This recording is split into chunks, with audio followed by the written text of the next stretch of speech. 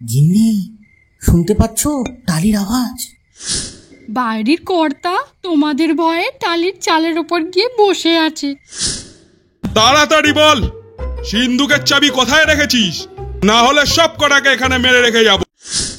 না না না না, আমি এই বাড়ির কেউ নই। আমি তো চুরি করতে এসেছিলাম। নমস্কার, আমাদের চ্যানেলে আপনাদের স্বাগতম। আমাদের চ্যানেলের গোপাল ভাঁড় সিরিজের প্রথম গল্পটিকে আপনারা অনেক ভালোবাসা দিচ্ছেন, তার জন্য আন্তরিকভাবে আপনাদের ধন্যবাদ। আজ আমরা গোপাল ভাঁড় সিরিজের আরো একটি গল্প নিয়ে চলে এসেছি। আশা করি এই গল্পটিও আপনাদের অনেক পছন্দ হবে। যদি গল্পটি ভালো লাগে তাহলে একটা লাইক আর কমেন্ট করতে ভুলবেন না। আপনাদের একটা লাইক আর একটা কমেন্ট আমাদের আগামী দিনে আরো পথ চলতে সাহায্য করবে। আর যদি চ্যানেলটিকে সাবস্ক্রাইব না করে থাকেন তাহলে সাবস্ক্রাইব করে বেল আইকনটিকে প্রেস করে দেবেন নতুন নতুন গল্পের নোটিফিকেশন পাওয়ার জন্য। গোপালের ঘরে চুরি করতে গিয়ে এক চোরকে ভীষণ বিপদে পড়তে হয়েছিল, তাই নিয়েই আজকের এই গল্পটি। গল্পের নাম গোপালের ঘরে চুরি। তাহলে শুরু করা যাক আজকের গল্প।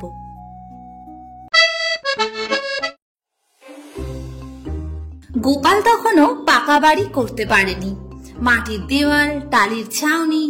আগে গ্রাম দেশে চোরেরা সচরাচর হয় শীত কাটত, নয়তো ঘরের চালের দু একখানা টালি সরিয়ে ঘরে নেমে মালপত্র নিয়ে অন্য দরজা দিয়ে পালিয়ে যেত। একদিন রাজসভা থেকে ফিরতে গোপালের বেশ কিছুটা রাত হয়ে গেল। রাতের বেলা ঘরে ফিরে সে তার বউকে বলল, গিন্নি, ও গিন্নি, বলছি শুনছো, কোথায় গেলে? উফ, কানের পোকাটা বের করে দিল। কি হয়েছেটা কি?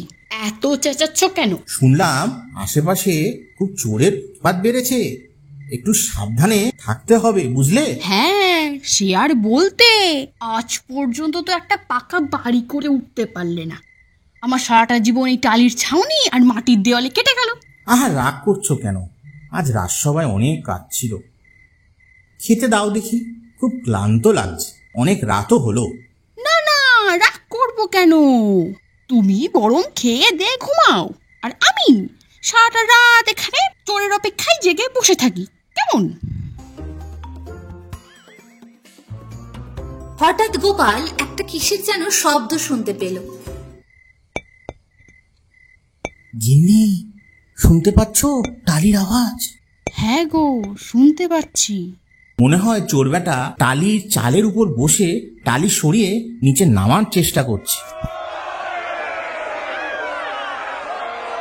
এই সময় হই হই করে ডাকাতের দল গোপালের বাড়ির দিকে ছুটে আসতে লাগলো। আর তাই শুনে গোপালের বউ খুব ভয় পেয়ে গেল। ও মা গো, এবার কি হবে গো? আমাদের বাড়িতে তো ডাকাত পড়েছে গো, এবার কি করব? কিন্তু গোপালের মাথায় একটা বুদ্ধি খেলে গেল। সে তার বউকে ডাকাত এলে কি করতে হবে, কি বলতে হবে সব শিখিয়ে দিয়ে টাকা কড়ি গয়নাগাটি নিয়ে পিছনের দরজা দিয়ে বাগানের দিকে বেরিয়ে গেল। যেই না গোপাল বাড়ি থেকে বেরোয়, অমনি ডাকাতের দল দরজা ভেঙে ঘরে ঢুকে গোপালের বউকে জিজ্ঞাসা করলো, বাড়ির কর্তা কোথায়? সত্যি করে বল, না হলে তোকেই রামদোলাই দেব। আর যদি মিথ্যে বলিস তাহলে তোকে এখানেই খুন করে রেখে দিয়ে যাব। গোপালের বউ বেজায় বুদ্ধিমতী। সে ডাকাতদের বললে, বাড়ির কর্তা তোমাদের ভয়ে টালির চালের ওপর গিয়ে বসে আছে, তার কাছে সিন্ধুকের চাবি আছে। এর থেকে বেশি আমি কিছু জানি না গো, আমাকে মেরো না। ডাকাতরা চোরকে তখন চাল থেকে নামিয়ে জিজ্ঞাসা করলে, বাড়ির ছেলে লুকিয়ে বসে আছিস বেটা? কি ভেবেছিলি আমাদের হাত থেকে বেঁচে যাবি? চোর ভেবাচাকা খেয়ে বললে, না না না না, আমি এই বাড়ির কেউ নই। আমি তো চুরি করতে এসেছিলাম। তাড়াতাড়ি বল, সিন্ধুকের চাবি কোথায় রেখেছিস?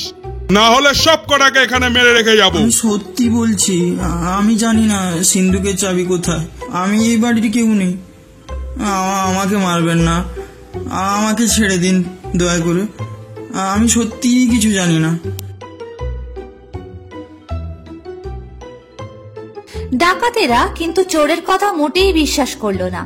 তাকে বাড়ির কর্তা ভেবে চাবি আদায় করার জন্য নির্দয়ভাবে পেটাতে লাগলো। তবুও চাবি পেল না কোনো মতেই। বলবি না? এই মার তো এটাকে। এতে খানিকক্ষণ দেরিও হয়ে গেল ডাকাত দলের।